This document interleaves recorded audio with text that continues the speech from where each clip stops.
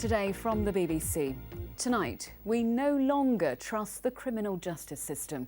Those are the words of two grieving families who today brought in their own lawyers to review the case which saw 8 people cleared of murdering their sons. Speaking for the first time since last week's acquittals, the father of one of the 3 men killed during last summer's riots said they had been left in utter shock and despair. Joanne Riddle reports.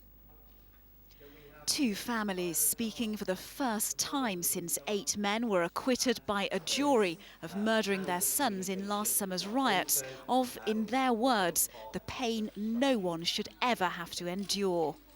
It simply means that no one has been held accountable for what happened. Whilst the accused celebrated and showered themselves in champagne, we bathed in tears of pain and sorrow. Our grieving continues. We are no longer able to trust the criminal justice system to provide the answers that we so desperately needed. We have therefore instructed lawyers to review the criminal trial and events that led to the death of our sons. Brothers Shazad Ali and Abdul Musavir and 21-year-old Haroon Jahan were thrown into the air after being hit by a car. Last August, parts of Birmingham blazed, aggro reigned over city streets.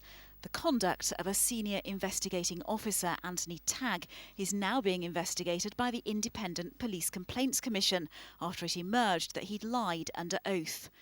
Tariq Jahan famously appealed for calm. Step forward if you want to lose your sons. Otherwise, calm down and go home. He said today he wasn't criticising police. The law's let us down. I'm not accusing the police. I'm not accusing anyone. The law in the sense that we haven't got justice for the 3 boys and the families. 6-month-old Abdul Wahid was unborn when his father was killed. Today, his mother spoke with the aid of her sister-in-law as interpreter. She said if I wasn't here with her, if I didn't support her, she didn't know how she would be able to do it by herself, going through her pregnancy by herself. But I was her birthing partner. You know, in the middle of the night, would wake up when the baby would be awake. Force feeds, changing nappies. Basically, I was playing a role of a father's role, basically what Shazad's role was. The family said their pain had taken them to breaking point, but they were grateful for community support.